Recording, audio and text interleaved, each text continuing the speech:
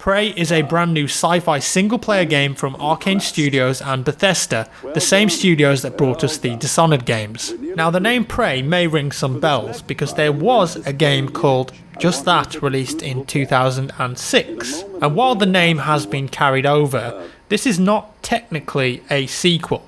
It's more of a reimagining on the Prey story, with really the only similarities being the main character is fighting for his or her life against an alien threat. More on that in a second. So I went down to the Bethesda offices in the UK a few days ago and got hands-on with the game to bring you some new gameplay and impressions. Now this is a sponsored video, and with that comes a competition that Bethesda would like me to offer up for you guys. The prize will be a copy of Prey on PlayStation 4, a PlayStation 4 Pro console, and £500 worth of Game Store vouchers. And if you want to enter, like the official Prey Facebook page that I've linked down below and share the competition post. Simple as that. So onto the game then, Prey.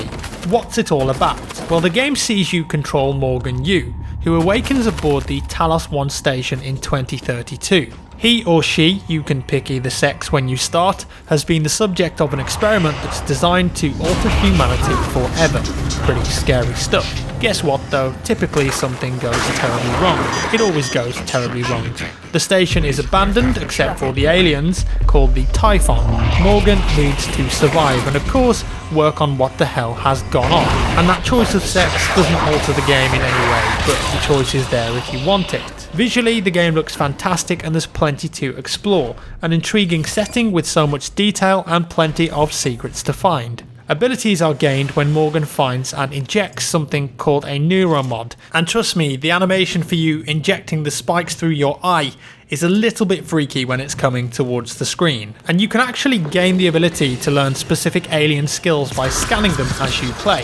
For instance, the Mimics, a horrible looking alien type thing that can transform themselves into any object in your environment, which makes fighting them that much trickier. The Mimics could change into a chair or a box, even a cup, and then you need to prepare to be scared when they jump out and attack you when you least expect it. If you scan enough Mimics, you'll then be able to learn an ability. You need to be careful though, as there are turrets around the station designed to help you attack the aliens, but the more alien that you have inside of you, the more likely they are to attack you as well, making your life that much more difficult. Don't expect this to be a linear one-shoe-size-fits-all sort of game either, because it definitely isn't. If you've played any of the Dishonored games, then you'll know that you're invited to be creative, and you've got the freedom here to complete your objectives the way you want to do them. And a lot of that Dishonored DNA has made its way into Prey. Multiple ways to complete your objective, and multiple ways to work through the station. Take this one room in the demo that I played as an example. It's got a locked door that requires a keycard that's annoyingly on a table in the room. The first way I could get in is fairly simple. I head over to the computer terminal nearby and it tells me that the maintenance robot roaming around will head into the room at certain intervals. So all I would need to do is be there at the right time and follow the robot in. Nice and simple. The second would be to use one of my available weapons, which is essentially a Nerf gun. I was told though not to underestimate its usefulness, and that's 100% correct. You can not only use it to distract enemies but also to open switches from afar. It even works on computer screens as they are actual physical objects in the game. Smash the glass, hit the button, awesome. The last one, at least that I know of, is to use your alien morph ability. The windows can be broken, but you still can't fit through the metal grid. So what you can do is morph into a smaller item, shimmy through and then return to human form.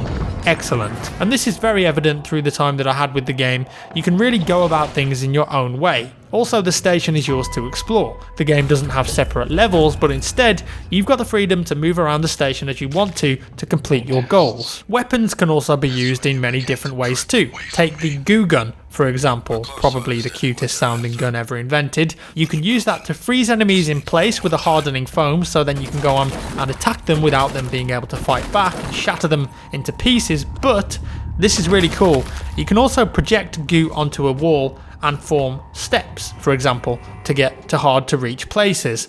I even used it to put out a fire and other hazards to progress forward. This game is all about thinking outside of the box and rewarding those players that want to explore and do that. Overall, I got a very brief taste of the game and I don't want to spoil too much, but the time that I spent with the game, I was very impressed at how much fun I had. It was great to see multiple ways of completing objectives as well as multiple ways of using the weapons and gadgets, and in turn many combinations of abilities and of course your standard guns and shotguns to take on enemies.